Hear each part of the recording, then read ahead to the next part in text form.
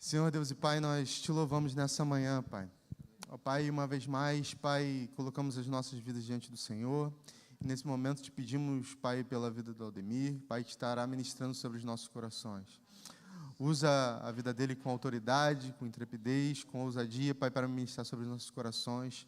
Ó Pai, queremos que o Senhor já falou, já ministrou o coração do Teu Filho, e que ele agora, Pai, possa ser canal do Senhor, Pai, ministrando tudo aquilo que o Senhor já ministrou sobre o seu coração, usando a boca dele, usando a vida dele, Pai, Senhor, para ser canal para nós, Pai. Ó Deus, abençoa ele, a sua família, seus filhos, Pai. Ó Pai, cada vez mais, seu ministério. Ó Deus, abençoa a vida do Teu Filho, é o que nós te pedimos, Pai. Ó Pai, e usa cada professor também que estará ministrando nessa hora, ó Pai. Nós te pedimos, Pai, e te clamamos, certo de que o Senhor nos ouve, nos responde, em nome de Jesus. Amém, amém, amém. Os adolescentes e jovens solteiros vão descer comigo com a Priscila, as crianças vão para suas salas e os adultos aqui, né? Amém? Ademir é de casa, então tá mais que à vontade. Estou em casa. Deus abençoe, tá? Bom, queridos, Pai do Senhor, vou me apresentar para o pessoal de 2020 para cá, né? Porque até 2020 eu era membro atuante aqui na igreja, né? Irmão Ademir, a Rosângela Damasceno já me perguntou, você que é o licenciado Ademir que está lá? Falei, até eu me surpreendi com isso. Irmão Ademir, minha esposa está comigo, né? Irmã Nana. Mas os detalhes da apresentação a gente faz à noite, né? A gente tem um percurso para fazer agora de manhã, e aí à noite a gente vai ter um tempinho a mais, a gente conta mais algumas historinhas que a gente tem feito aí nesses 5 anos que a gente está longe. Bom, irmãos, mandaram para a gente esse tema, e eu fico muito feliz de estar de volta, estar com os irmãos, uma alegria rever. Já teve irmãos ontem lá no Valmir, a gente conversando, e é uma satisfação muito grande rever os irmãos, todo mundo bem, levando susto geral, né? Porque chega lá a Manu gigante, cheguei aqui, o Arthur estava ali, não tinha reconhecido, aí quando veio, falei, Arthur, é você mesmo? Aí descubro o filho do Felipe enorme, e eu já falei para o pastor Alex, falei, ó, estou numa inveja santa profunda, porque as minhas filhas são mais velhas, já tenho filha casada, cadê o neto? Até agora nada. Um homem, ele precisa de netos a um certo ponto da vida, e até agora nada dos netos. Mas é muito bom ver todo mundo assim bem, né? Presbítero Valdevir, Rosângela, é uma alegria. Irmãos, mês de família é um mês que traz muitas coisas, e família hoje é um ponto muito falado, para o bem e para o mal. Pessoas que lutam para manter a estrutura da família e pessoas que lutam para destruir a estrutura da família. E nessa parte da manhã, queriam que falasse um pouco sobre a questão de filhos. E o texto que deram, que é o texto de Salmo 127, é um texto direcionado, né? Ele é usado, ele é aplicado para falar sobre a questão de família, e nessa questão de como você estrutura, de como você orienta os filhos. E eu queria dar uma olhada nesse texto com os irmãos a partir da perspectiva da comunicação. É um assunto muito vasto e a gente tem que fazer um recorte. E orando, buscando o que dizer, me veio que a necessidade é a gente entender um pouquinho, ou a gente rever um pouco, sobre a questão da comunicação. Como a gente se comunica em família, com os nossos filhos, e como os filhos têm se comunicado com a gente. E, passando o slide, ou melhor, deixa eu falar primeiro desse slide, que esse slide é provocativo, né? Você tem uma família com 4 filhos, a esposa está grávida do 5º, e ela está na frente puxando, e eu sei que muita gente se escandaliza quando vê uma imagem dessa, né? E o pessoal que é de antes da minha geração falou assim, mas tem pouca criança ali, podia colocar mais umas 3 ou 4, que a estrutura familiar ela tem mudado com o tempo, né? Eu falei, deixa eu colocar essa foto para o pessoal mais novo entender onde tudo começou. Ô, Ju, pode passar para a próxima. E aí nos pediram para falar filhos, no mundo ou para o mundo. Vamos dar uma olhada no texto, gente, Salmo 127. Mas nós vamos ler ele todo, do 1 ao 5. Então, são só 5 versículos. Minha versão diz assim: se o Senhor não edificar a casa, em vão trabalham os que a edificam. Se o Senhor não guardar a cidade, em vão vigia a sentinela. Será inútil levantar de madrugada, dormir tarde, comer o pão que conseguiram com tanto esforço. Aos seus amados, ele o dá enquanto dorme. Herança do Senhor são os filhos, o fruto do ventre, seu galardão. Como flechas na mão do guerreiro, assim são os filhos da sua mocidade. Feliz o homem que enche deles a sua aljava. Não será envergonhado quando enfrentar os seus inimigos no tribunal. Gente, como eu quero falar sobre comunicação, eu queria conversar um pouquinho sobre essa estrutura. Esse salmo, ele faz, na verdade, com 126 e com 128, ele fala uma estrutura de relacionamento, de família, que você tem a sua família, você cria seus filhos, você manda os seus filhos para lá, e os seus filhos acabam formando a família deles lá na frente. E a gente olha isso e diz assim, meu Deus, quem escreveu isso? Quem escreveu isso foi Salomão, e Salomão escreveu isso quando ele ainda era novo. Mas aí você olha para Salomão e fala assim, ele foi criado por alguém que não foi aquele pai padrão, né? Foi um rei padrão, foi um homem segundo o coração de Deus, mas não conseguiu conduzir a família dele totalmente alinhada. E isso porque a gente fala daqueles 7, 8 filhos dele conhecidos, mas, na verdade, Davi teve 23 ou 24 filhos. E ele foi reprovado nisso. Salomão, que foi um filho criado assim, foi ele que escreveu esse salmo. Mas aí a gente faz uma leitura desse salmo num outro momento em que o povo tinha voltado do cativeiro. E ele cantava este salmo quando eles iam para Jerusalém. A gente sabe, pela leitura que é feita dos mandamentos, que tinham 3 festas importantes que aconteciam por ano, e essas 3 grandes festas importantes era orientado que o judeu tivessem pelo menos uma delas.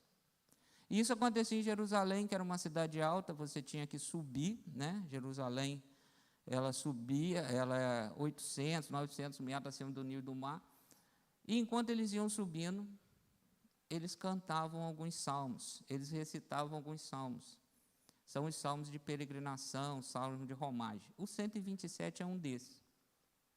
Agora, este salmo, ele também foi cantado quando eles voltaram do exílio, e que eles tinham que reconstruir o templo. Um templo que primeiro foi construído por Salomão, e depois foi destruído. Eles voltaram do exílio para reconstruir esse templo. E quem voltou do exílio para reconstruir esse templo? 50 mil pessoas que vieram. E não só o templo, mas também tiveram que reconstruir o muro. E quem foi usado para reconstruir o muro? Famílias. Assim foi feito. E aí a gente pergunta, filhos, no mundo ou para o mundo? Ô Ju, pode dar uma passada para a gente? Se você joga lá na internet para você descobrir, o que está relacionado com o mundo? Olha quantas palavras aparecem. Aparece aquela coisa mais comum, né? Planeta, terra, humanidade, cultura. E parece também uma parte ligada à criação, pecado, trevas, luz. Aí nós somos pais e nós vamos criar nossos filhos.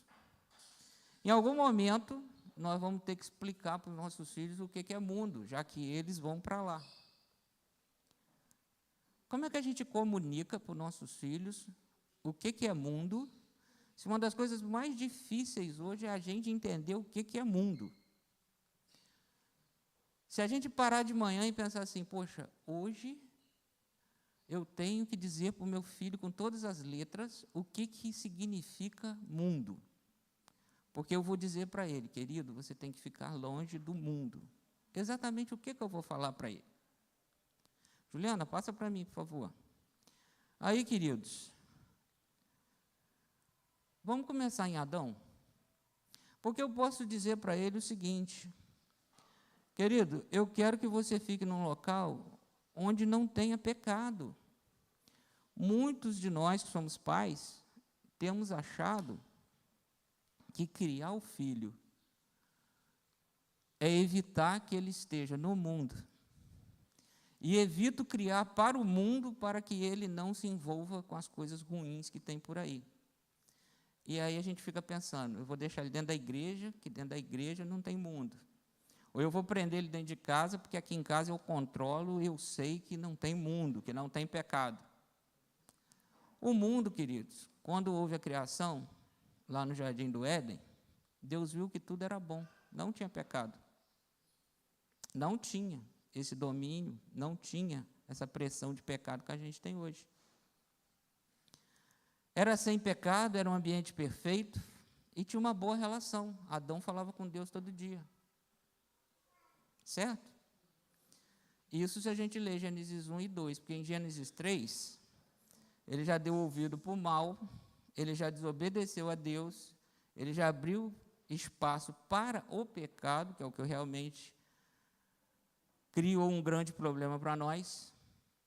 E aí o ser humano, por desejar ser como Deus, ter o controle da sua vida, ser pleno no entendimento dele, ele vai, desobedece a Deus e ele corta a relação com Deus. Então eu queria que os irmãos observassem esse primeiro momento. Ele não entendeu o que Deus comunicou a ele. Deus falou: eu fiz tudo isso para você, você tem uma esposa aqui, para que você cresça, multiplique no mundo perfeito, não tem pecado, você não precisa trabalhar, você tem sustento, você tem acesso a mim, irrestrito, podemos ter uma relação perfeita. É o cenário que às vezes a gente quer que nossos filhos vivam. Mas mesmo nesse cenário, chegou o pecado, e o homem, em algum momento, ele trocou Deus por aquela condição de desobediência. Então, o mundo não era o que estava fora. O mundo que estava fora não era o problema de Adão. Mas aquilo que ele deixou surgir lá dentro foi que rompeu a ligação dele com Deus. Então ele acabou se ligando a coisas que estão distantes de Deus, porque ele não aceitou tudo aquilo que Deus tinha oferecido. Mas vamos seguir. Ô Ju, pode passar aí para nós. O mundo de Adão a Moisés. E aí a gente começa a ver o homem já em Caim, tendo aquela opção de agradar a Deus, mas não agradando. Então ele teve que começar a se adaptar, ficar fora do Éden.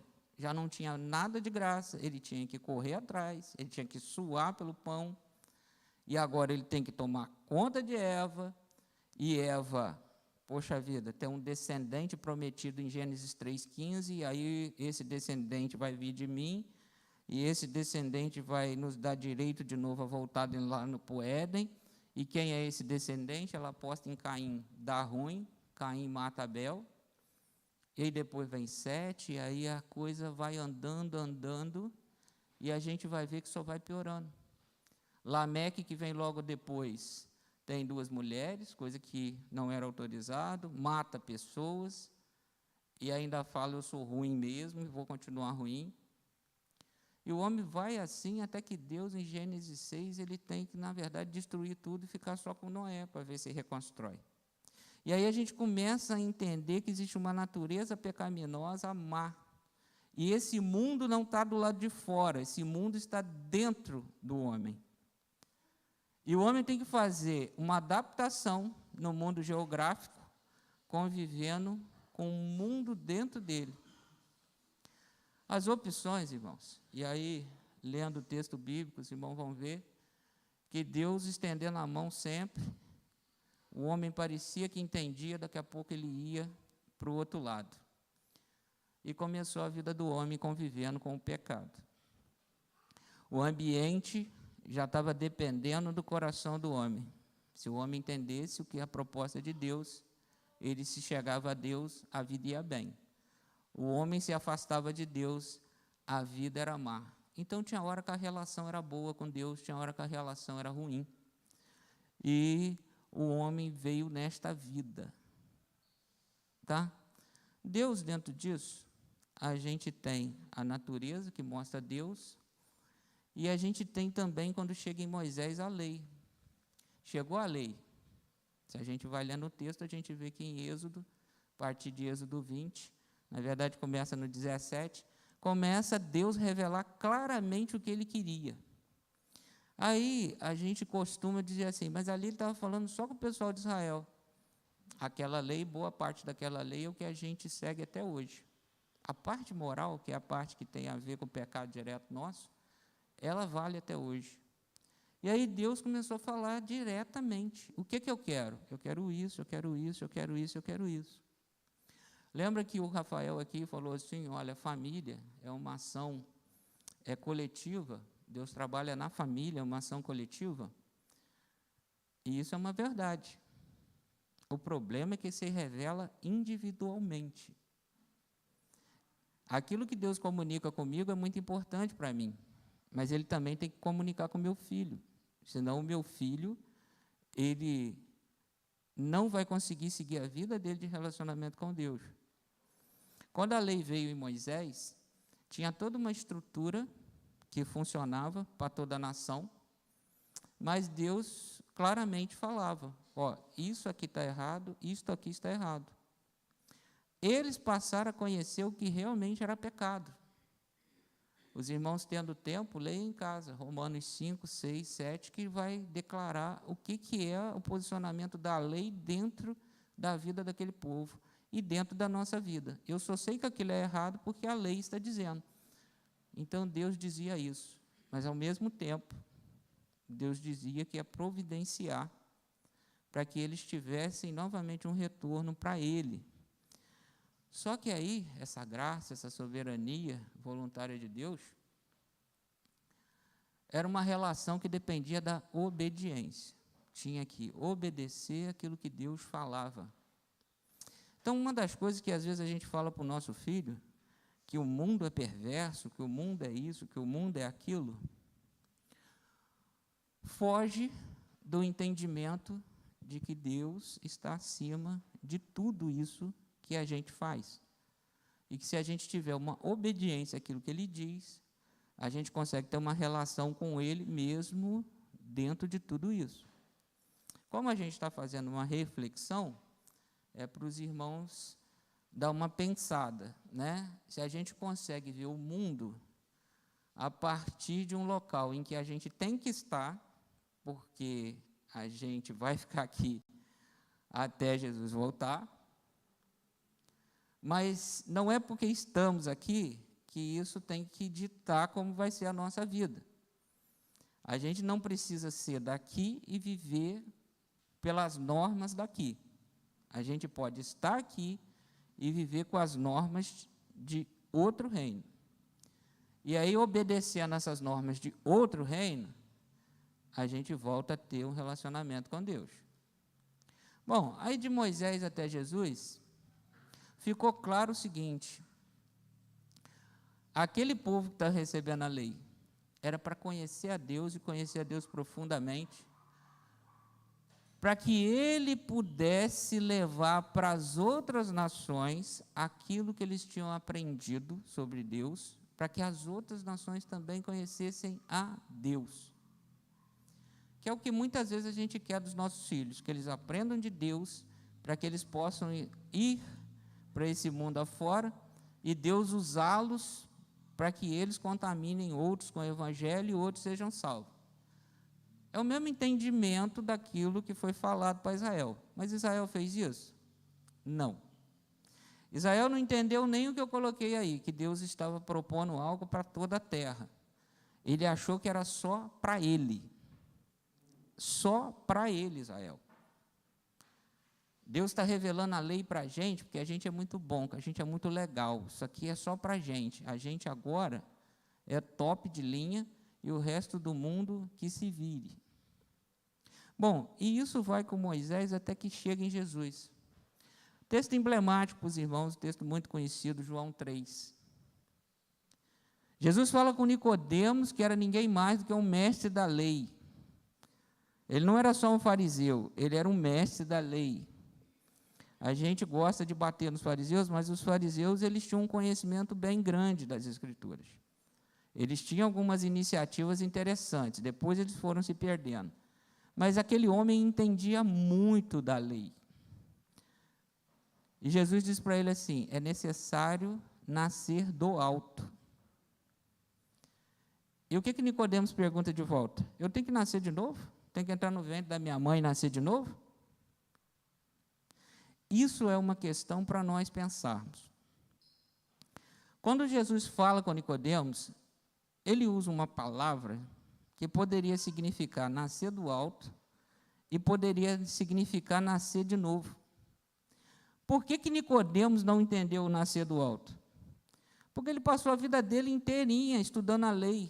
Ele passou a vida dele inteirinha esperando um Messias que ia chegar, ia assumir um exército, ou ia trazer um exército para destruir o exército romano e libertar Israel, para Israel voltar a ser protagonista. Aí vem Jesus, nascendo lá numa cocheira, criado numa cidade inexpressiva, filho de carpinteiro ou de construtor, como o pessoal hoje tem falado, uma pessoa simples, com toda a dificuldade que qualquer um pobre da época enfrentava.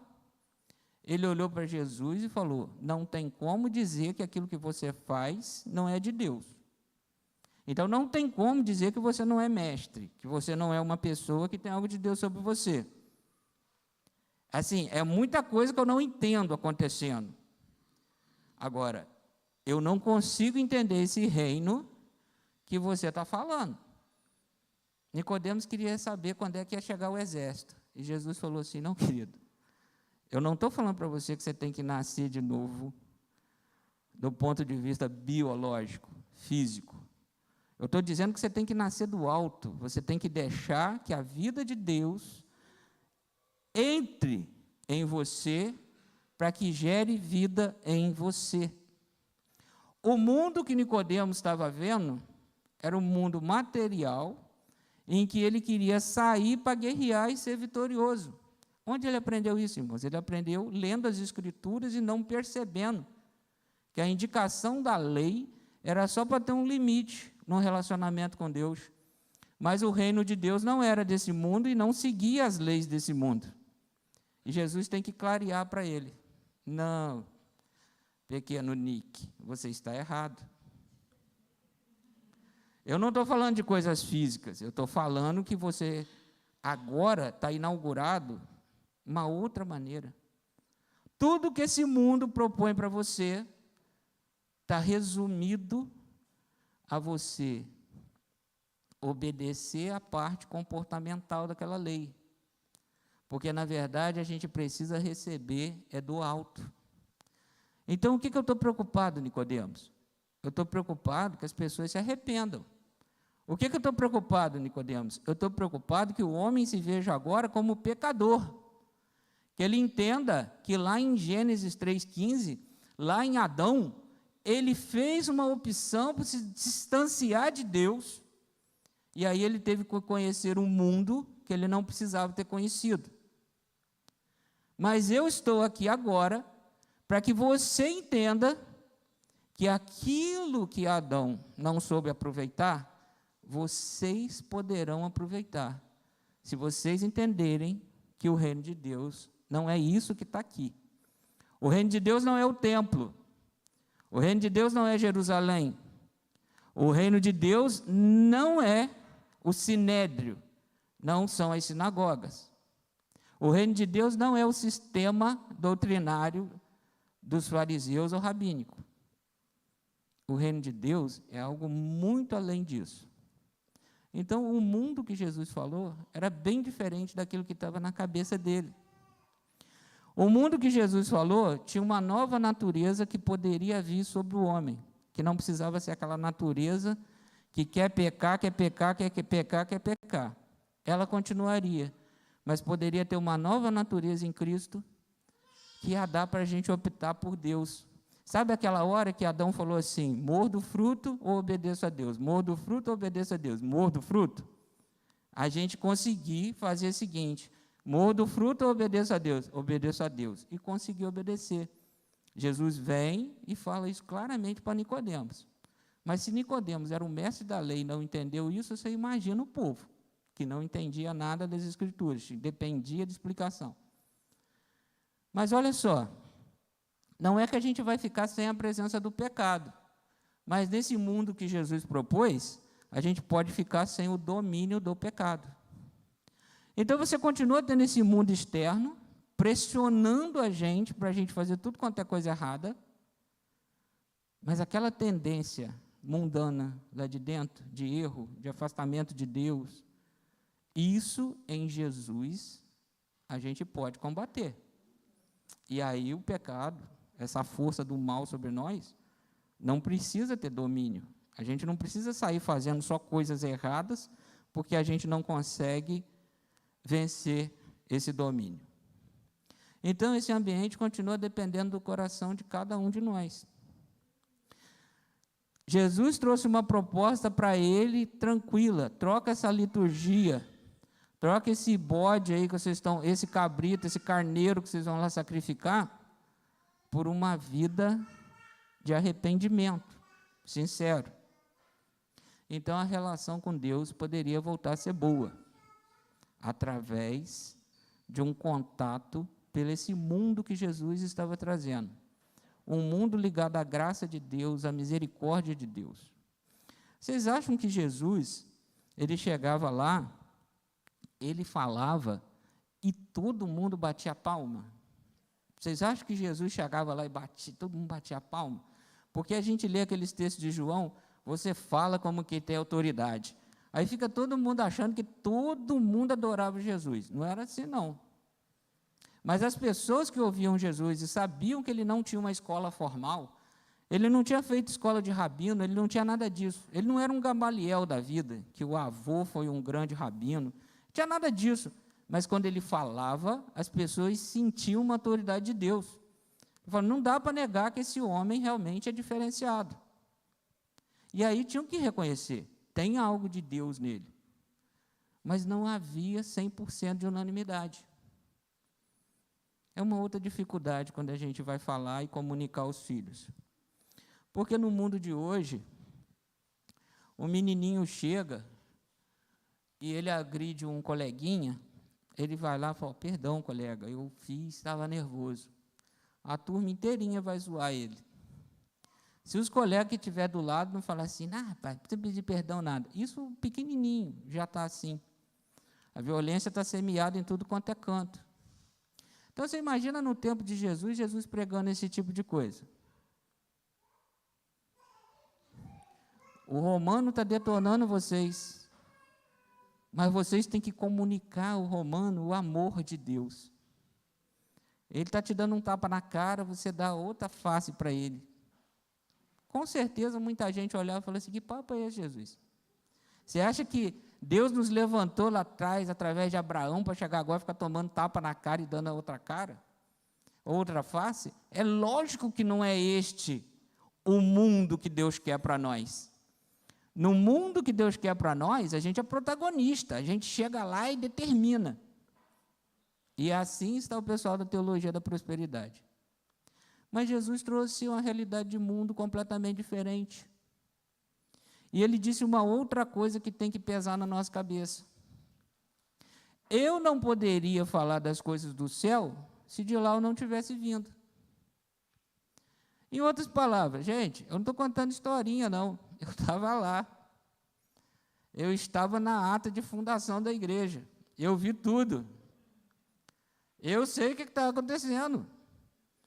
E o que está acontecendo é exatamente o que eu estou falando. O que Deus quer de vocês é que vocês esqueçam esse negócio que nós vamos dominar o mundo batendo em todo mundo. Porque, na verdade, o plano de Deus é que vocês sirvam o mundo. E vocês vão servir o mundo com tudo aquilo que está nas Escrituras e arrependimento e vida sincera. Foi isso que Cristo comunicou sobre o mundo àquele povo que estava ali. Então, a gente tem não só uma revelação de Deus através de lei, mas a gente tem uma revelação física. E por que eu falei isso para vocês, queridos? Porque Jesus viveu a realidade que Ele diz que a gente consegue viver. Então, se você vai falar para Jesus assim, você não sabe a dor que eu estou sentindo, pensa bem. A não ser que algum dos irmãos já tenha suado sangue. Já, tirando o pastor, né? Que o pastor sua sangue toda semana, né? Porque ovelha não é fácil, apesar de a gente se achar maravilhosos, mas nós damos trabalho. Se alguém já suou sangue ou petróleo, que aí vai ser mais do que Jesus, não pode chegar para Jesus e falar, você não sabe o que eu estou sentindo. Alguém já foi crucificado? A gente vê uma cruz, né? Mas na verdade era um T. Se não foi, não chega com esse papo, que fica ruim. Fica igual Jó. Senhor, que não sei o que está. Você estava comigo na fundação do mundo? Não. Não. Jó, a bola está alta, baixa. E no final, na verdade, eu te conhecia só de ouvir falar. Mas agora eu andei contigo. Jesus esteve aqui, irmãos, 100% homem. É outra história que tem hoje. Querem comunicar um Jesus histórico. Um Jesus que passou e não passou. Quer considerar um Jesus que foi só espiritual, não foi humano. Para dizer que ele passou por aquilo tudo, mas ele era espiritual. Ele não sentiu dor, isso é uma mentira. Ele veio 100% homem, sentiu tudo aquilo. E tudo isso que a gente vê na crucificação de Jesus nos filmes, não chega perto da tortura de crucificação da época. E ainda tinha a perversidade dos homens, porque aquela coroa de espinhos não precisava ser colocada, foi colocada por causa de maldade dos homens.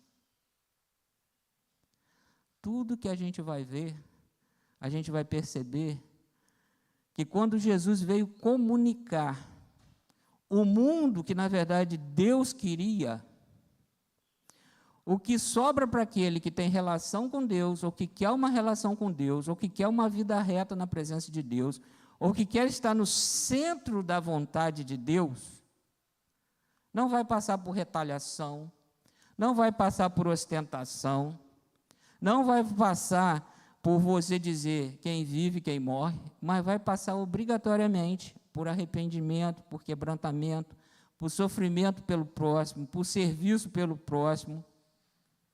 Vai passar por doação. Então, essa visão de mundo, Jesus não só falou, ele trouxe para nós e ele viveu. Ju, passa para a gente. Então, a partir de Jesus, nós tivemos agora o seguinte: eu aceito esse Messias, e ao aceitar esse Messias, eu aceito a visão de mundo que esse Messias trouxe, eu aceito a comunicação de mundo que ele trouxe para nós. Deixa eu perguntar aos irmãos, no mundo de Jesus, tinha discriminação de pessoas? Olha para o colégio apostólico de Jesus. Tinha publicano lá? Cobrador de impostos? Tinha. Tinha lá, não tinha? Tinha ou não tinha, queridos? Tinha.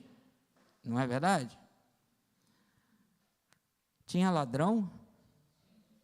Fica todo mundo estarrecido, né? Porque, como é que é assim? Jesus orou 12 horas lá no monte, depois vai e escolhe um ladrão. Jesus também, hein? E Judas estava lá, não estava? Judas, querido, recebeu a ceia. Fica todo mundo pasmo com isso. Gente, Jesus, lá no céu vocês perguntam, Jesus, por quê? Por que o senhor já não escrachou logo ele? Por que o senhor não acabou com ele? Não fazia parte da comunicação de mundo que Jesus queria dar para aquela geração. Vocês enxergam o mundo e estão comunicando o mundo às pessoas da maneira errada. Você, fariseu, você está comunicando um mundo em que só você é perfeito. Deus não vê desta forma. Por que eu sei disso? Porque está lá na palavra. Subiu o fariseu e o publicano para orar. Quem saiu justificado? Foi o publicano ou foi o fariseu? Ou seja, quem Deus aceitou como uma pessoa que estava dentro da visão dele, Deus do mundo? Foi o publicano. Porque o publicano se viu como miserável pecador, e o fariseu como maravilhoso. Não é uma crítica, irmãos, é só um ponto de reflexão. Mas hoje a gente costuma, princesa, meu príncipe, a criança pensou em alguma coisa, a gente já dá aquilo para a criança. A gente está comunicando um mundo de possibilidades. A gente nunca pede perdão de nada. A gente está comunicando para a criança um mundo em que a gente é perfeito. Já pensou? Pastor Alex, veterano, psicólogo, entende todos os labirintos da alma, chegando, perdão, irmão, porque eu exagerei e tal. Espera aí, se o pastor está pecando, como é que está o resto da igreja? A gente entra em crise, mas quando ele fizer isso, ele está comunicando um mundo em que pastores são seres humanos como todos nós, que também erram. Porque quando a gente lê em Hebreus, Deus fez isso, esse homem fez isso, esse homem fez isso, e eram homens sujeitos às mesmas paixões que nós. Eram homens como nós. Então, que mundo a gente comunica quando a gente não aceita que a gente erra? Que mundo que a gente comunica para uma criança quando a gente diz a ela que ela pode ter tudo? A gente nunca diz não. E aí a gente vê lá no texto, está lá em Reis, está lá em Crônicas, o filho de Davi pintando o 7, e diz o texto assim: Davi nunca o repreendeu. Davi nunca disse não para ele. Pai, eu quero a bicicletinha do colega. Pode. Pai, eu quero... Pode. Davi nunca falou: filho, não. Não é porque você é filho do rei que você vai sair por aí fazendo lambança. Não. Nunca disse não. Queridos, mas isso eu estou dizendo para os irmãos, porque nós passamos como a gente vê o mundo para o nosso filho. E isso é comunicação, é o que eu estou comunicando ao meu filho. A gente quer usar as palavras exemplo. Você dá o exemplo.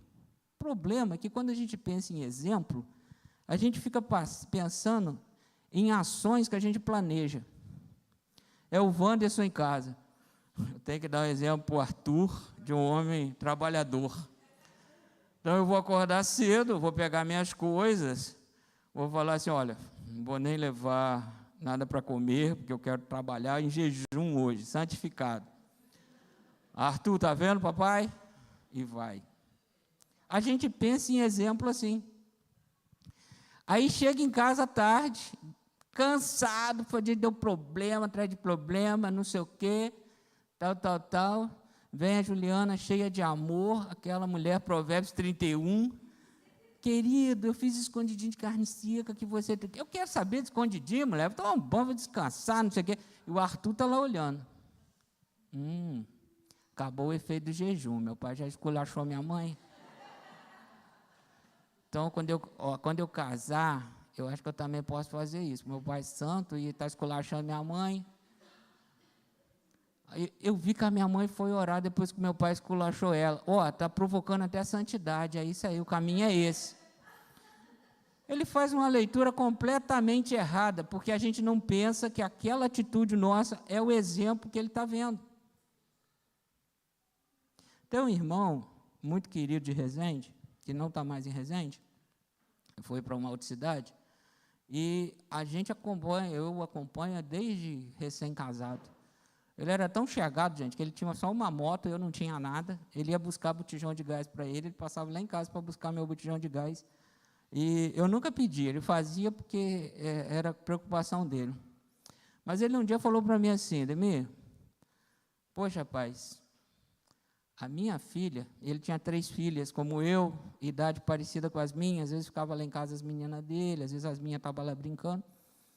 E ele falou assim, poxa, me cortou o coração ontem, rapaz, Deus tem que me abençoar, eu tenho que parar e trabalhar menos. Eu falei, o que foi? Eu falava para minha filha, que sempre tem uma que é mais grudada, né? O pessoal diz que menina é muito grudado com o pai. Eu posso falar de carteirinha que eu tenho 3 filhas, né? Então, elas são grudadas mesmo, mas sempre tem uma que é mais assim, fica ali perto. A minha era do meio, ficava deitada do lado de fora do banheiro, enquanto eu não saía, para ela, tadinha. Às vezes ela dormia ali me esperando. E ele também era a filha dele do meio, muito ligada a ele. E ele foi falar para ela assim, ela reclamou que ele não estava ficando em casa, que ele estava trabalhando muito, ele falou assim, não, papai tem que ganhar dinheiro para comprar uma misturinha para você, uma carninha, um franguinho e tal. Aí tudo bem, ela ficou. Passou um tempo, ele chegou, ela estava só com um pratinho de arroz. Por que você está só com arroz? Porque você não... Não, pai, não vou comer mais misturinha, não, porque o senhor não precisa trabalhar mais do jeito que o senhor está trabalhando. O senhor pode ficar em casa. Tomou um tapa na cara. Por quê? Porque ele tinha comunicado para ela que o responsável por ele não ficar em casa e estar trabalhando igual um louco era a misturinha que estava no prato dela. E entre a misturinha e ele em casa, ela preferiu ele em casa. Aí eu falei, eu não vou nem comentar nada, porque a minha vontade é pegar um gato morto e te bater até o gato miar. A gente era muito amigo. Eu falei assim, eu já cansei de falar para você, por que você quer ser fiador de todo mundo? Aí a pessoa não paga, você tem que pagar. Aí você tem que trabalhar mais para arrumar mais dinheiro para conseguir pagar a conta do outro. Não é verdade? Poxa, é verdade, é verdade. Falei, olha quem está pagando a conta, a sua menina. Ele não tinha entendido que ele tinha comunicado para a filha que ele abriu mão de estar com ela por causa do trabalho. E na cabeça dela, com certeza, é assim, esse mundo é mau. Ele obriga o meu pai a trabalhar para poder colocar uma misturinha no meu prato. E, na verdade, não era o mundo, era ele que estava comunicando errado. Queridos, nós individualmente temos que entender que, a partir de Jesus, o que nos importa é não só entender a visão de mundo que Deus tem, mas é fazer com que a visão de mundo que Deus tem se cumpra nessa terra.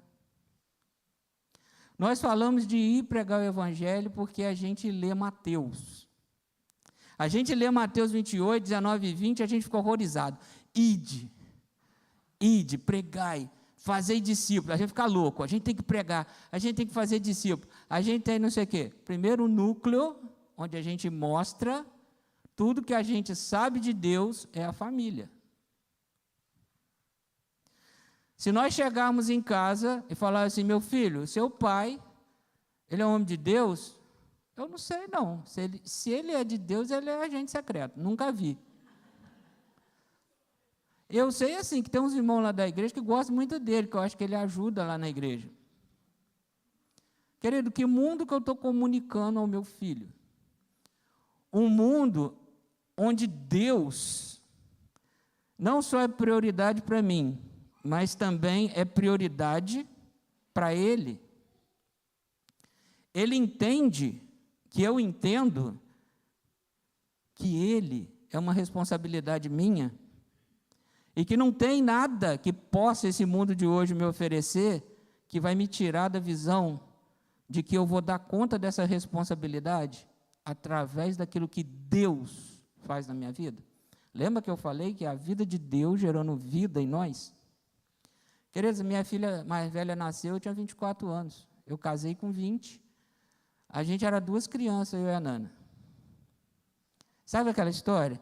O amor, tal. Você casa. Aí você descobre que tem conta todo final de mês, você descobre que a criança vai vir, e aí você começa a pensar naquelas coisas extremamente complexas no início. Tem que dar banho, tem uma fralda, e quando ela chora? O que eu faço quando ela chora? Mas aí você se vê no seguinte cenário. O que ela vai ser amanhã depende do que eu fizer hoje. Eu não vou conseguir ter um adolescente, um jovem, um adulto, com a visão de mundo que Deus gostaria que ela tivesse, ou com a participação no mundo que Deus gostaria que ela tivesse, ou bloqueando a ação do mundo dentro dela, como Deus gostaria que ela tivesse, se eu não entender que isso acontece lá na hora que eu pego. Hoje é a canetinha azul, né? Na minha época era coisa, e aí, você está grávida? Eu não sei, de repente, agora foi, já estava com 3 meses, tá. Hoje é muito mais simples. Começou ali. Quando é que vai acabar? Filho é assim, né? Vai ficando. Agora o senhor está suspeito porque avô, mesmo que o filho vá embora e leva o neto, ele vai junto, né? Aí é o avô que vai junto. Pai, o senhor tem que voltar para a sua casa. Eu levo o neto lá de vez em quando. Mas enquanto não é avô, normal o filho ir e você ficar. Queridos, a visão de mundo parte de nós. Então, hoje, temos uma missão individual, como pais. E quando eu falo pais, eu não estou falando a mãe. Quando eu falo pais, eu não estou falando pai. Eu estou falando pais, mãe e pai. Visão do mundo do pai está arrebentando, está em linha com Deus. A visão da mãe está em linha com o ratinho. Vai dar problema. A visão da mãe está alinhada com Deus totalmente. A visão do pai está alinhada com a Fórmula 1. Vai dar problema. E aí tem uma outra expressão que eu queria deixar com os irmãos. E a gente percebe no texto que nós vamos voltar, mas o texto que eu queria deixar de referência para os irmãos, quando vocês leem em João 17, a oração de Jesus. Em nenhum momento a oração sacerdotal, Jesus fala assim, Pai, tira eles do mundo. Jesus fala, livra a eles do mal. Não tira eles daqui não, Senhor, porque na verdade, Pai, eles são os instrumentos de mudança desse mundo.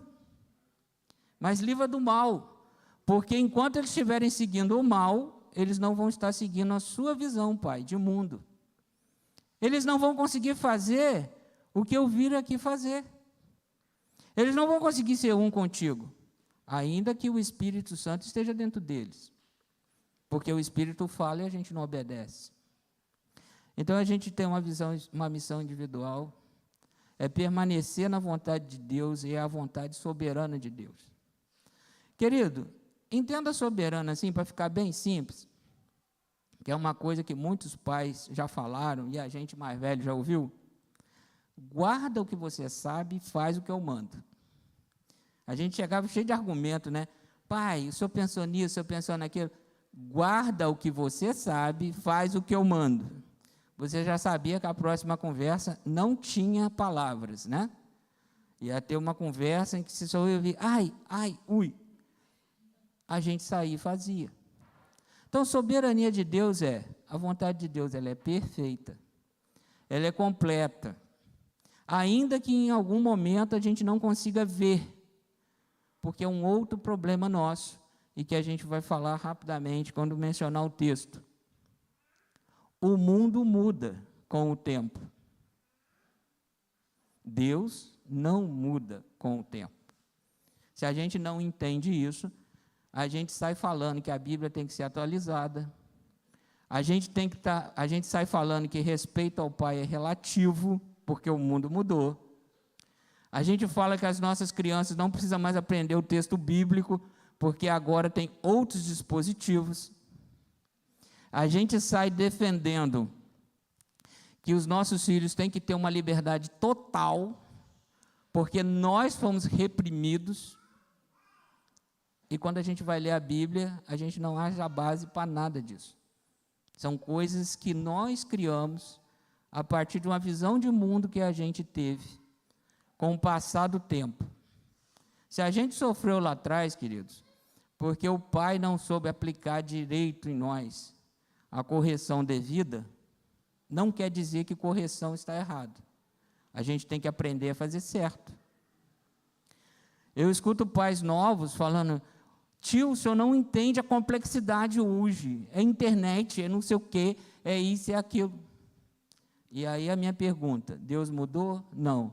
Se Deus, lá no tempo em que eu tive que criar as minhas, nos deu instrumentos para passar por isso, que eu olhava para o meu pai e falava para ele: o senhor não sabe como é que é agora, no tempo do senhor nem televisão tinha, aí no meu tem isso, isso, isso.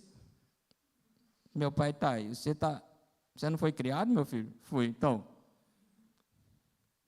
Ou vocês acham que quem escutou Deuteronômio 6, que foi a revisão da lei, que aquele povo estava indo para tomar a terra prometida, que eles iam estabelecer lá uma forma de viver, que Deus falou: você tem que falar dessa lei, inculcar essa lei, você tem que colocar essa lei no coração dos teus filhos.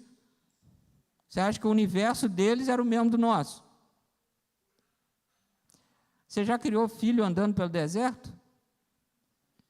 Você já criou filho andando pelo deserto? Eles criaram. E o coitado do menino tinha que ir lá depois responder, né, partes da lei. Os nossos filhos com 12 anos, 13 anos, tem como falar sobre Pentateuco? Eles criaram filho no deserto e eles falavam. E aí a gente olha hoje: tio, não pode. Nós agora temos uma pedagogia humanista, não é mais aquela tradicional. Não pode memorizar, não pode isso, não pode aquilo. Todo mundo sabe disso. Pede, então, para que Deus oriente, para que nesse mundo que está aí, a visão de Deus de mundo, aquilo que Deus quer que seja realidade nas nossas vidas como pai e na vida dos filhos, Deus nos dê os instrumentos para fazer. Deus nos dê compreensão para fazer. Deus nos dê paciência para fazer. Porque nada mais importa para um pai que não seja a criação correta dos filhos, dentro dessa visão de Deus de mundo. E Deus ainda nos dá o Espírito Santo para nos guiar em toda a verdade. A comunicação de Deus foi perfeita. Mandou o próprio Filho para morrer na cruz por nós, e ainda mandou o Espírito Santo para nos guiar em toda a verdade, até que Cristo volte. Então, eu não vou ler o texto de João 17, mas eu queria que vocês pensassem na oração sacerdotal, porque a próxima pergunta é a seguinte: queridos, nós temos que sair do mundo ou nós temos que ser livres do mal nesse mundo? Porque se nós chegarmos à conclusão que a gente não vai sair do mundo, filhos no mundo ou filho para o mundo, são coisas que vão se complementar apenas.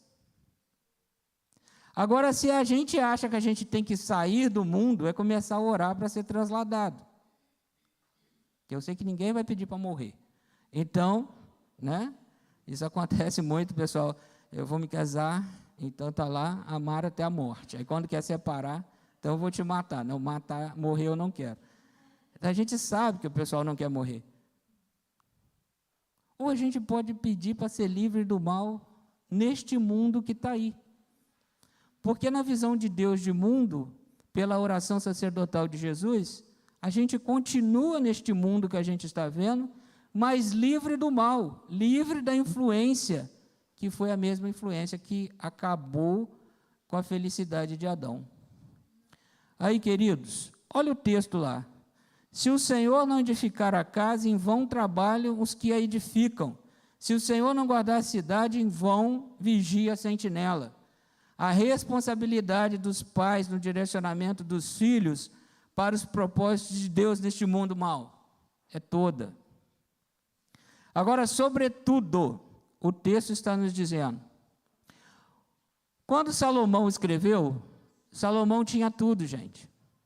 Salomão tinha tudo, tinha dinheiro, tinha recursos, estava construindo o templo, estava construindo uma casa para ele, mas ele já sabia: se o Senhor não edificar essa casa, se o Senhor não guardar a cidade, estamos trabalhando em vão.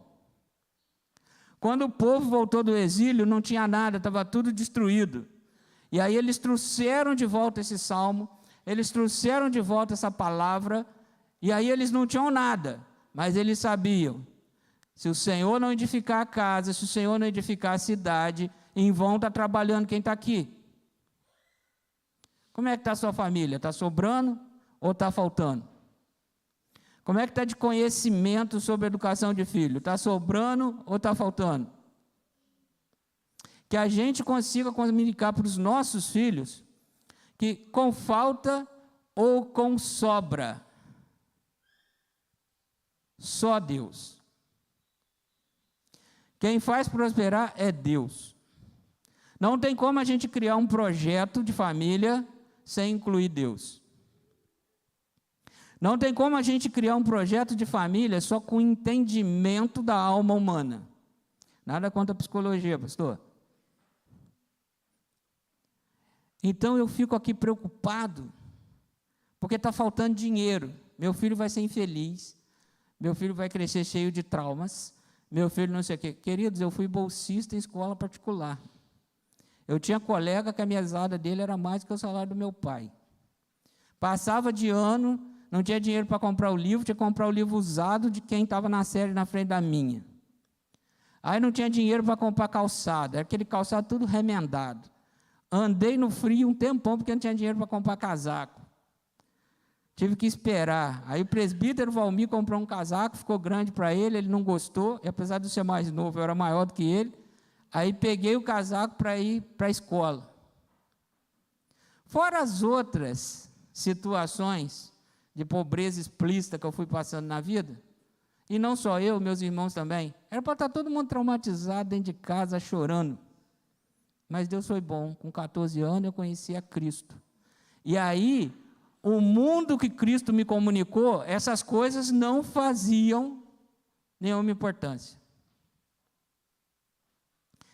Aí eu entendi que se Deus está na situação, não importa se tem muito, não importa se tem pouco.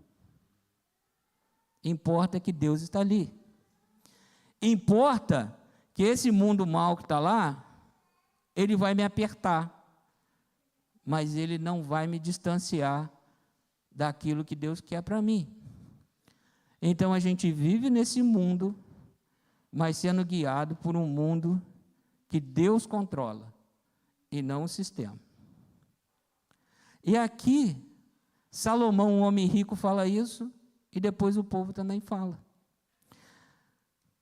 Ô Ju, passa para nós. Nós costumamos fazer a seguinte distinção. Eu vou criar o meu filho para Deus. Ele vai estar na igreja, eu vou pedir para o pastor Alex, para o pastor André, fazer deles discípulos, porque eles já vão seguir o caminho. Olha lá Samuel como é que foi. Ana dedicou e ele ficou lá e foi um grande homem. Onde está escrito isso na Bíblia? Não está. Quando Deus comunicou o mundo perfeito para ele, ele não falou nada disso. Ele falou para você ficar no mundo, mas não ter aflição, ter bom ânimo, porque o filho dele venceu o mundo. E nós vamos vencer também. A gente ensina o nosso filho a ser trabalhador? O que a gente comunica? Eu dei o exemplo do Wanderson lá, mas serve para todo mundo. Vocês veem que nesse texto aqui, está dizendo, aquele que trabalha muito, é logo o versículo 2, vai ser inútil se você levantar de madrugada, dormir tarde, comer o pão que conseguiram com tanto esforço, aos seus amados deu dar enquanto dorme. Qual visão de mundo você vai passar para o seu filho? A do trabalhador que vai atrás, ou dos que dormem e espera Deus acrescentar? Porque esse texto é um perigo na igreja de hoje, né? Está arriscado você chegar lá, está todo mundo com tenda armada. O que foi? Não, estou dormindo, porque o Senhor dá enquanto dorme. E o texto é muito claro, diz, enquanto dorme. Eu não posso estar nem acordado, pastor, eu tenho que estar dormindo.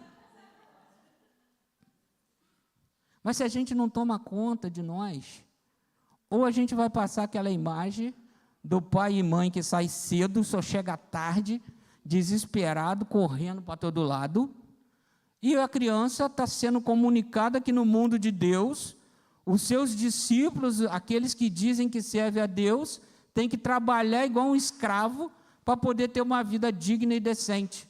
Onde que a palavra de Deus diz isso? Onde que Deus revelou a visão dele de mundo dessa forma? Em lugar algum. Que a Bíblia diz é contentai. Contentai. Por que que vocês, tendo aquilo que comer, tendo o que vestir, estejais felizes? E a verdadeira religião é o seguinte: toma conta do órfão, toma conta da viúva, e se mantém distante do mundo. Por que que a gente pega as ideias do mundo e fala assim: irmãos, eu estou com uma carreira aí linda, vai bombar. Tá, e está exigindo quanto da sua vida? Tudo. Estamos com um caso lá, uma amiga, uma irmã amiga, trabalha com a gente no ministério, e ela assumiu um serviço, queridos. Tem retorno financeiro? Tem, mas ela é acionada de madrugada, no feriado, final de semana. Pouco antes de vir para cá, mandou uma mensagem: Ademir, me ajuda em oração, porque eu estou pedindo para sair e não querem me deixar. Por quê? Porque o crente chega, ele trabalha sério, ele não dá problema, ele não falta, ele é simpático. Crente aqui, eu estou falando discípulo, cristão, tá? Não é só porque vem na igreja, não, porque às vezes você lida com crente que é muito pior do que gente lá de fora. Mas a pessoa que está ali, trabalhando, fiel, é lógico que o dono da empresa quer que ela fique. Só que aí ela não consegue mais cumprir os compromissos dela, não consegue cumprir os compromissos de ministério, não está conseguindo chegar nos cultos, não consegue chegar nas aulas. Ela faz um trabalho lá junto com o pessoal que visita o hospital, não está conseguindo ir. Entende? É nessa hora, né, que o conselheiro sábio diz assim: você pensou nisso quando foi? Você fala isso, você já dá um soco na pessoa. Porque, com certeza, quando ela aceitou, você desempregado, e olha o salário, até você lembrar das consequências, você já está lá. E aí agora ela está pensando: meu Deus, foi para isso que Deus me chamou?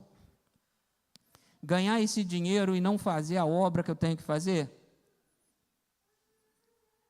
Mas se a gente não tomar conta da nossa vida, é exatamente isso que a gente comunica para os nossos filhos.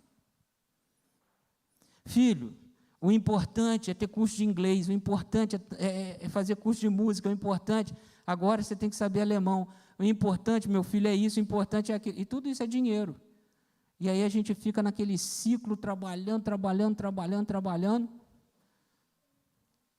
Será que essa é a visão de mundo que Deus quer que a gente comunique aos nossos filhos? Será que a nossa responsabilidade como pai para dirigir o nosso filho no sucesso nesse mundo mau passa por isso? Queridos, pode ser que já tenha acontecido aqui. Na igreja que eu estou lá, ainda não aconteceu. Eu vejo pai de adolescente, pai de jovens, pai de pré-adolescente, falando assim: final de semana a gente maratonou Josué. A gente abriu o livro de Josué, ó, eu e os filhos maratonamos. Normalmente você tem dica de quê? Saiu uma série nova, arrebentando. Lá em casa eu sofri uma pressão, pai, só tem que ver dorama. Porque o senhor está estudando, está trabalhando com louco, não, tem que ver dorama. E o meu codinome, depois de um tempo, é meu velho, né? Meu velho, você tem que ver. Gente, eu tentei ver, eu confesso. Como um pai que, né, obedece aos filhos, eu tentei ver. Cheguei num ponto, eu fiquei pensando: meu Deus, não tem nada alinhado aqui. Mas, ao mesmo tempo, eu me perguntei: onde foi que eu errei? Porque onde eu e a mãe dela erramos para elas estarem gostando disso? E aí eu fui perguntar: gente, de onde vocês tiraram essa vontade de ficar vendo esse dorama? Não, pai, é que a gente senta assim, né? Ó, não tem palavrão. Como é que vocês sabem se o negócio está em coreano? Não, mas tem a tradução. Como é que vocês sabem que a tradução está certa? Não, mas não tem palavrão, não tem essas coisas que acontecem aqui, não tem aquelas cenas horríveis, não tem nada ruim. Falei: ruim é você ficar aqui 1 hora, 40 minutos vendo isso. E aí falei com elas, falei: queridas, a gente tem que ver que, eu até entendo que tem uma hora que você tem que espairecer um pouquinho, mas será que o dorama é a melhor coisa? Não veem mais dorama, mas pegaram outra série. Quer dizer, eu não sei se eu ajudei ou se eu prejudiquei. Mas quero deixar sempre claro para elas: a visão de mundo que Deus tem não é essa que está no dorama. Visão de mundo que Deus tem é diferente disso. Mas mesmo neste mundo mal, nós temos compromisso. A gente tem que trabalhar, e quando tem que trabalhar direito. Queridos, aqui que eu conheço, eu acho que quem já liderou a equipe, acho que foi o Valdevi e tal, aí no mundo secular, né? Você pega uma equipe para liderar lá fora, fica todo mundo te olhando, para ver se você trabalha direito, para ver se você está de acordo com as normas, para ver se você está beleza. E isso é algo preocupante, não para quem vive aquilo tranquilamente, é algo tranquilo, você vai levar, na boa. Mas os nossos filhos, se eles escutam da gente reclamação o tempo todo do trabalho, do chefe, eles vão aprender que serviço não é uma coisa boa. Se eles ouvirem de nós algumas coisas, eles vão entender que aquilo é verdade. É uma outra preocupação quando você comunica. Comunique, ou vamos buscar comunicar a visão de mundo de Deus para o sucesso nesse mundo mal. Porque o filho, quando ele está montando a visão dele de mundo, quando ele está montando a verdade dele, ele olha para a nossa verdade de pai e de mãe. Aquela história triste do pessoal da minha época, quando está chovendo, não olha para espelho, meu filho, que a tua cara vira, e você passa a vida inteira tenso, porque começa a chover, relampejar, e está cheio de espelho na sua casa, e não tem toalha que chegue para você colocar.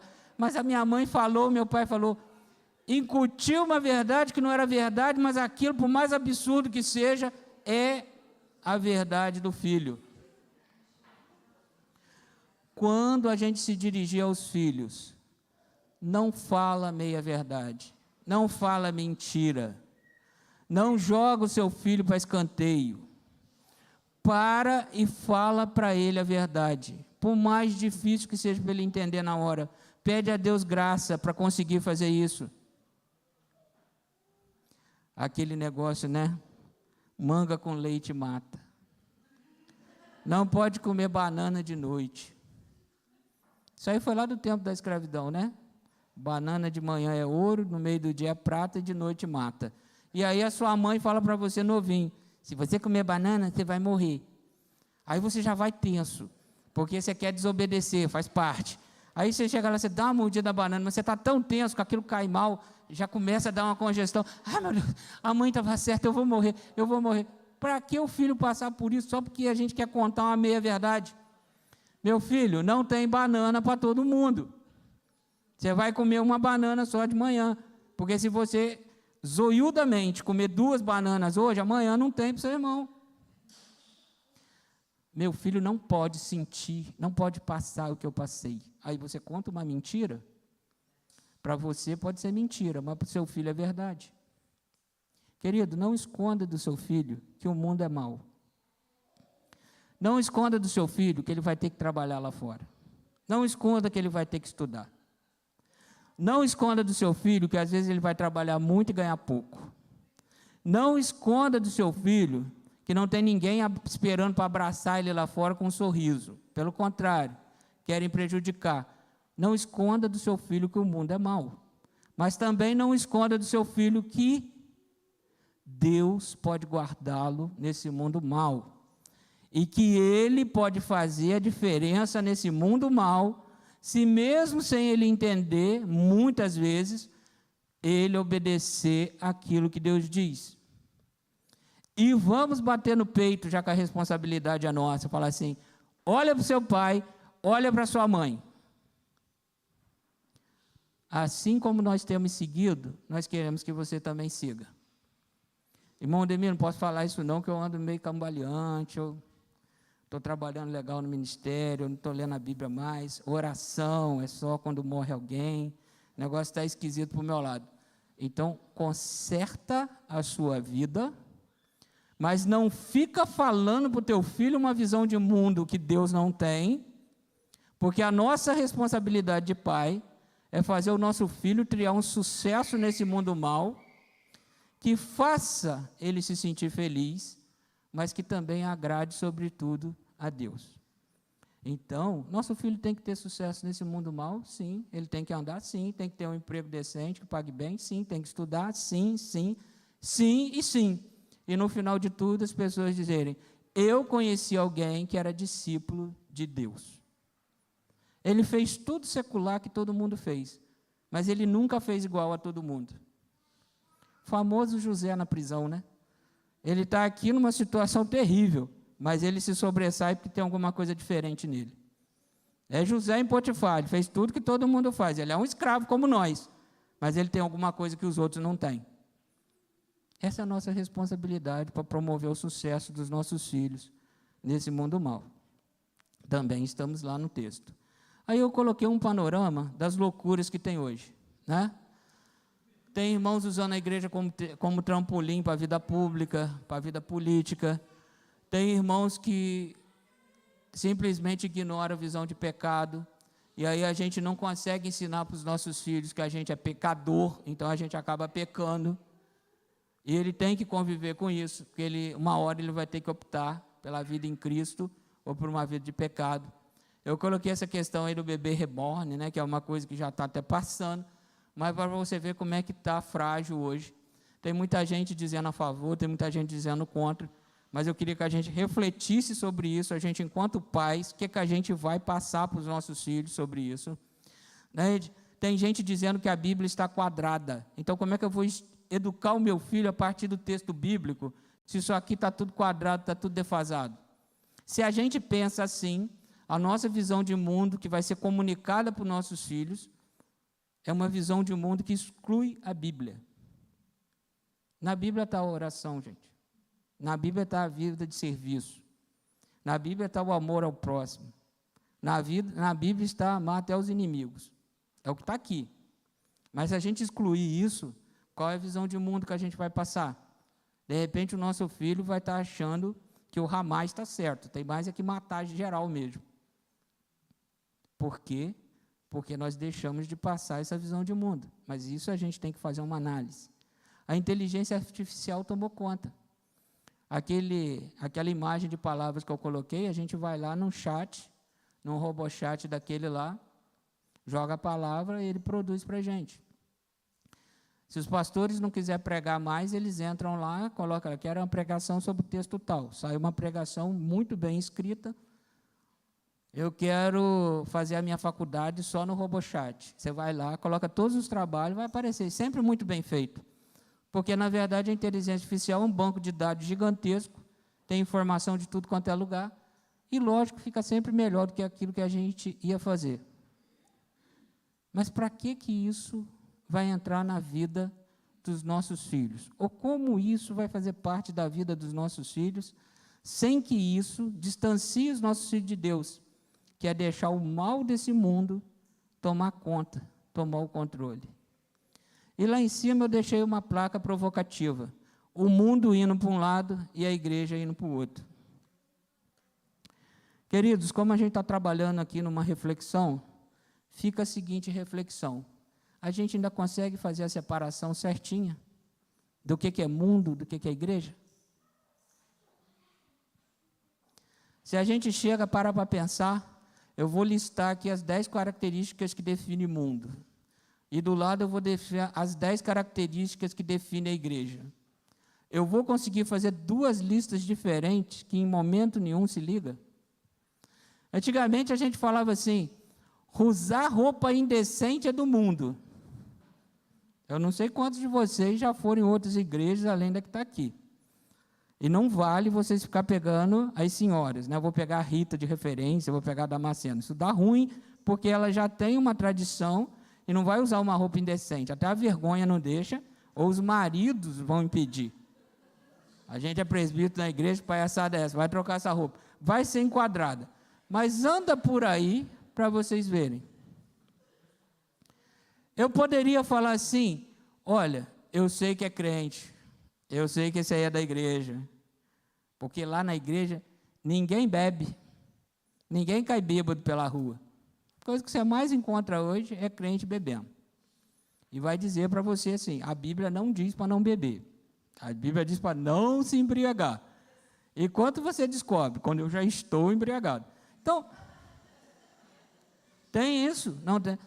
Mas igreja é um pessoal de pessoas, é uma reunião de pessoas que só falam bem. É amor, irmão, é amor sacrificial. Todos me amam, dão o braço por mim. Então o texto está dizendo, pega o seu filho, que ele é uma flecha, e lança ele numa direção. Eu vou lançar ele lá dentro da igreja, porque lá só tem pessoas do bem. Não tem fofoca, não tem maledicência, ninguém tem inveja do outro, é só glória a Deus, aleluia. Aí você vem viver a vida da igreja, fala, meu Jesus, tem fofoca, tem maledicência, tem gente aí querendo derrubar o outro. Meu Deus do céu, eu corri do mundo para cá, cheguei aqui, encontrei a mesma coisa. Aí essa setinha que o mundo está para lá, a igreja está para cá, já não vale. Poxa vida, igreja sim, o pessoal não tem interesse financeiro, o pessoal quer servir, pastor tira a camisa dele e dá para os outros, mas não é só o pastor não, qualquer irmão da igreja, viu a necessidade de alguém, vai lá e... Aí você entra na internet, só falação, oferte, faz não sei o quê, você vai em igrejas tal, nós temos que investir nas almas, porque almas significam dízimo, e dízimo significa oferta, e oferta significa crescimento, porque Deus nos chamou para prosperar. Aí você fala, meu Deus do céu, eu já estou lá fora, é o governo cobrando imposto, é o pessoal pedindo tudo lá fora, eu venho para a igreja, onde que eu vou parar com isso? Nós conseguimos essa façanha, queridos. Chegar num ponto que a gente tem dificuldade de separar a igreja do mundo, o mundo da igreja. Com certeza, quando Deus olhou, Ele não viu o mundo dessa forma. O mundo que Deus quis comunicar para a gente não foi esse mundo, foi o mundo da cruz. Foi onde Cristo morre por todos. Foi o mundo da justificação, foi o mundo da redenção, foi o mundo de um projeto para a eternidade, e não de um pensamento só para essa terra. E aí tudo que tinha valor lá fora para a gente não tinha, porque a gente estava numa outra perspectiva. Infelizmente, hoje nós não estamos, e nós precisamos pensar nisso. Bom, já fechando, meus queridos, ensinar, ele é parte do processo de educar os filhos para serem verdadeiros discípulos de Deus. Quando o texto vai falando para nós, né, ele vai nos dizendo que o filho é herança. O filho não foi a gente, sim, mas Deus nos deu, né? Veio a nós porque Deus nos deu. E ele é um galardão, e ele tem que ser direcionado. Mas também feliz é o homem que enche dele a sua aljava. Aqui é uma provocação no sentido de quantos filhos eu vou ter. Eu quero ter só um, irmão Ademir, e acabou. Acho que já está bom demais. Irmão Ademir, eu quero ter 10, porque eu gosto muito de criança. Não vamos falar de números, mas vamos falar daquilo que Deus quer fazer através de nós, através dos nossos filhos. E eu sei que um dos grandes problemas hoje é a questão de ensinar. É a questão de educar. Eu quero deixar só essa diferença. Ensinar e educar são coisas diferentes. Ensinar é apenas parte do processo. O que nós precisamos fazer realmente é educar os nossos filhos. E aí exige um pouco mais de nós. A gente não pode ter momentos. A gente tem que ter a vida dedicada ao filho para conseguir realmente ensinar.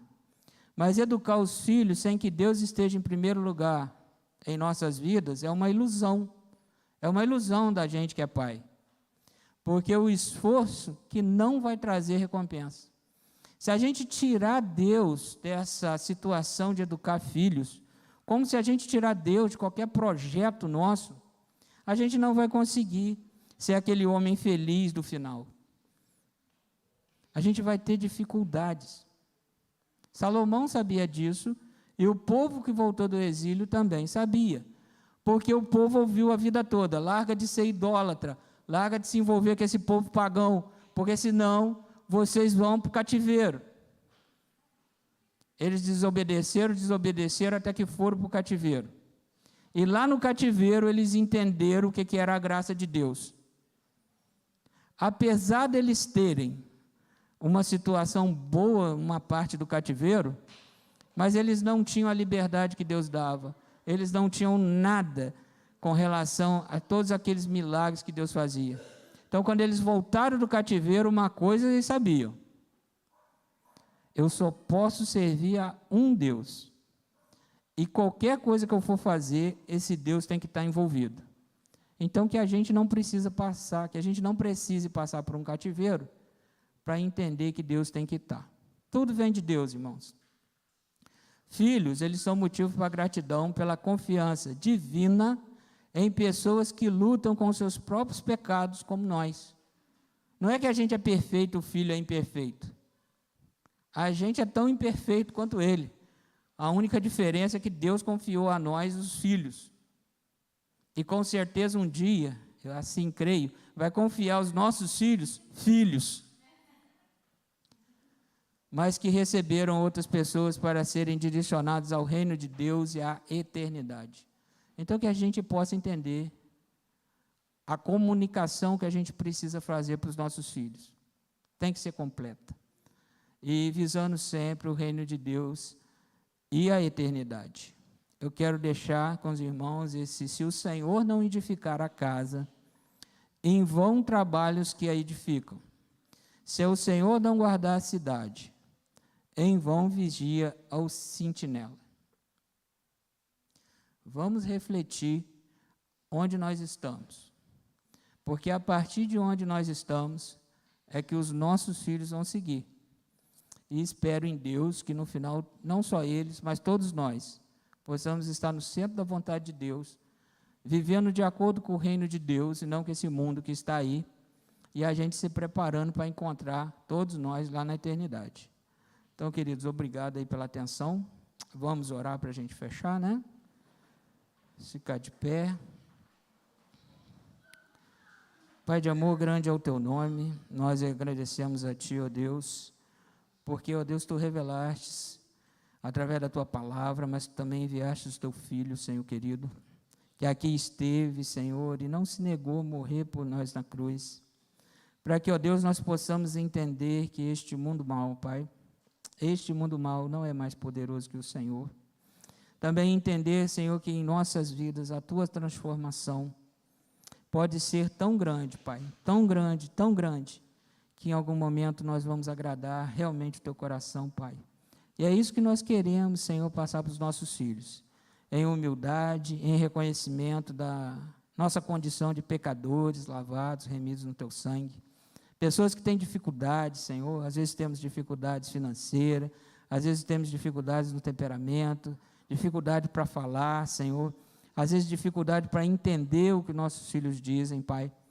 Mas, sobretudo, Pai, sobretudo, nós sabemos que nenhuma dessas dificuldades é maior que a tua graça, é maior que a direção do teu Espírito sobre a nossa vida, é maior que a sabedoria da tua palavra, Senhor querido, é maior do que aquilo que tu podes revelar a nós nos momentos de oração, colocar no nosso coração, é maior, Senhor querido, do que a ousadia que tu podes dar àquele que se colocar na tua presença em arrependimento, buscando a tua ajuda.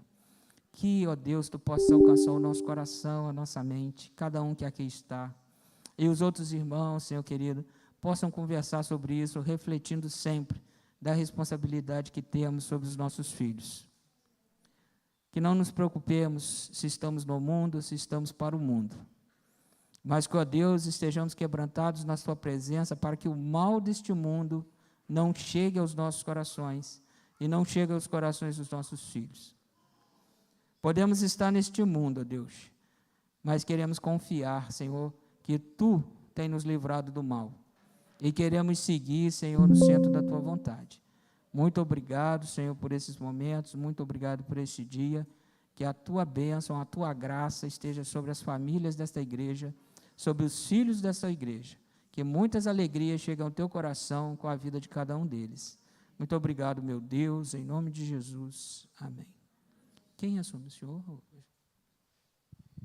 Amém, amados? Glória a Deus. Vamos abençoar.